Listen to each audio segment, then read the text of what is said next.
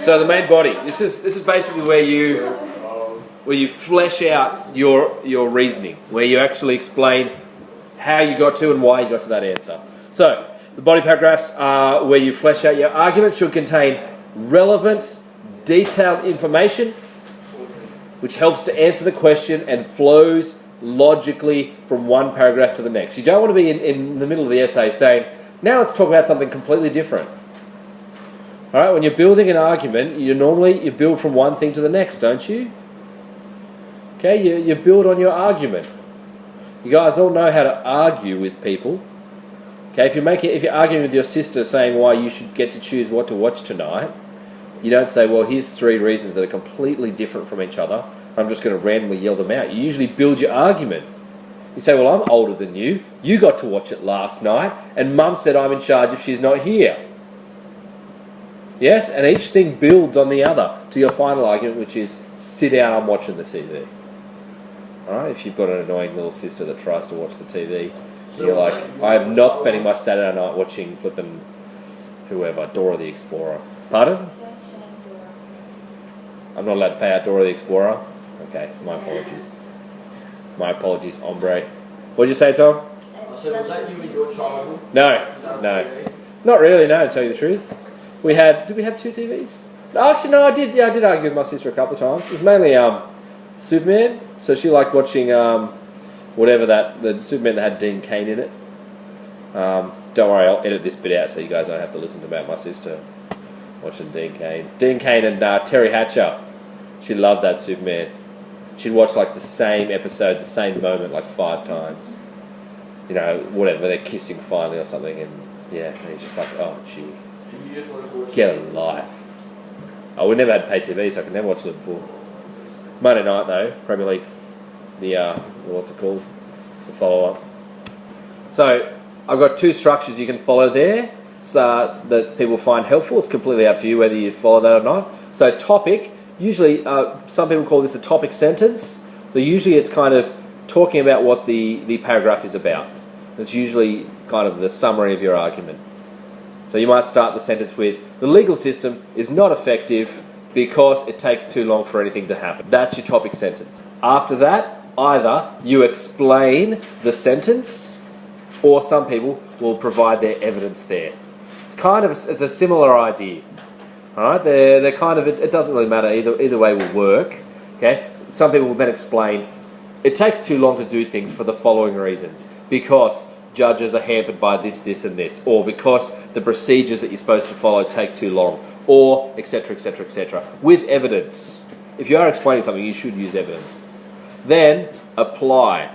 So that's kind of similar to explaining on the other side. So then you're actually saying, we can see that it takes too long because when we use this example, or when we use this case, this is what occurred. Okay, so it takes too long for anything meaningful to happen, as seen in the case of Johnson versus the state, where Johnson was, suffering from terminal cancer because the state had been lax in following guidelines, safety guidelines, and he'd been, subject to radiation or something like that. Therefore, in this case, it took too long for anything to happen, and he should have had this money to help him cope with his disease, and he didn't, and he died. Alright, that might be your example. And then finally, link it to the next paragraph. Link it to the next part of your argument. Also, in that case, there's the problem of it costing too much. Next paragraph. The legal system is not effective when it comes to victims of corporate crime because it can cost too much for the victims to seek redress. An example of this is Johnson, where he was suffering from cancer or whatever he's suffering from, and he's got all these medical costs which the company should be paying, but he is spending half his money in the court system trying to get them to pay the money they owe him because they caused him to get cancer. Link to the next thing. Finally, conclusion. A lot of people say the conclusion is exactly the same as the introduction. That is not the case. The conclusion ties together all the arguments you've made. It should be similar because your introduction sets out what you think the answer is and the reasons why. Your conclusion is once you've looked at all the evidence and you've explained your argument, you're tying it all together and you're explaining once again why. Okay, so maybe some people like to think, okay, That's my answer, and each body paragraph has a mini little conclusion in it. You've come up with a conclusion at the end of your paragraphs for why that is the reason, that adds to the answer. And then they just say conclusion, mini conclusion, mini conclusion, mini conclusion equals the big conclusion. That's the way some people think of it. But really, what you're trying to do is you're just tying together all of the expanded reasons why that's the answer. And if you think about it, you're trying to convince the reader that your argument is correct. It's an argument. And the one thing that was said over and over again at my PD, you will be asked to make a judgment. If you're asked to assess something, you need to make a judgment. Okay, if you're asked to evaluate something, you need to make a judgment. A clear judgment. Don't go, oh well, it could be this, but it could also be that. That's annoying, and all markers hate it. Make a judgment. I'm not saying there, make a one-sided judgment. You should take both sides into account. It's okay to say, well, looking at this, my judgment is that overall the system is ineffective in a lot of cases. Some cases it is effective. For example, A, B, and C. However, looking at D, E, and F, that's really ineffective, and therefore my answer is it is ineffective to this extent. Finally, just like these people practicing Tai Chi somewhere around, I think they're Canadians from the picture that I found, the process that I've just talked about is full of skills. Looking at a question and working out what the question asked, that's a skill. Coming up with a really clear definition of a term so that it makes perfect sense and doesn't take that long to write, that's a skill. Working out what the best structure to use for how to write your answer, that's a skill. Alright? Writing concisely in a way that makes sense and is logical and flows, that's a skill as well. And all skills can be improved through practice.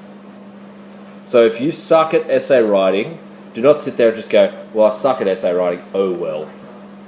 Essay writing is a skill, and you can get better with practice. You can write essays, you can write essay plans, you can write what you think questions mean, and you can come and you can bring them to me, and you can say, sir, is that good? How can I improve it? You can do that as many times as you want. Because the more you practice something, the better you get at it. That's one good reason to practice a lot. The second reason is some people freak out in exams. Some people get, I think I've used the word flummoxed up there, awesome word.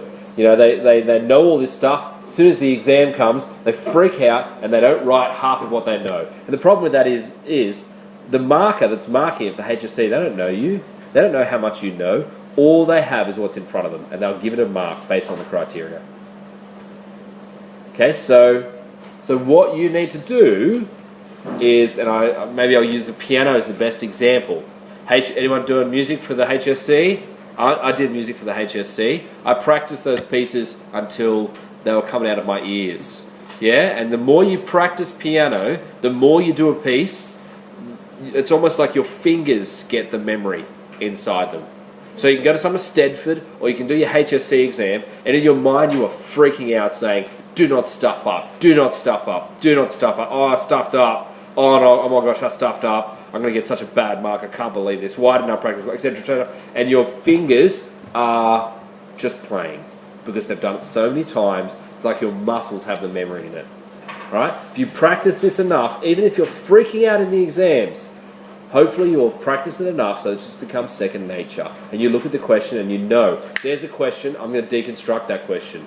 Okay, what do I do first of all? I look at the words. I look at the words, I work out what the words are meaning, I work out what the answer is. Now that I know the answer, how did I get to the answer? Let's find a couple of reasons for that answer. Okay, how about this, this, and this? What structure do I use? Do I use this structure or that structure? Okay, let's think about what would be clearest. If I use this and this, well that, I don't know, maybe I'll use that one. Yeah, okay, I'll use that one, that's the structure. Now, how do I set it out? I'll set it out this way, this way, this way. I'll put it in that order because that'll flow better into that, and that'll flow better into that. Okay, let's get the practice thing and let's set it there. Now let's have a think for a minute or two about how best to say this.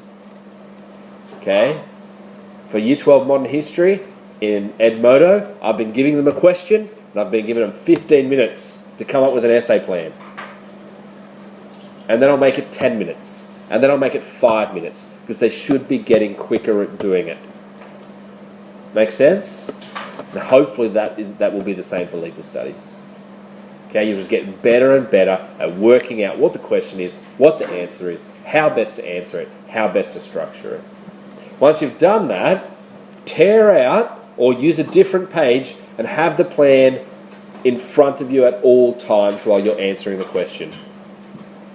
Okay, the senior marker said I didn't know how many times he'd seen a plan written on the left-hand side of the page, and then what the person does is they write the first page, and then they flip over and they never refer to the plan again. And they go off and do other random stuff that doesn't relate to the plan. Always have the plan in front of you so that you are following the plan. Pardon?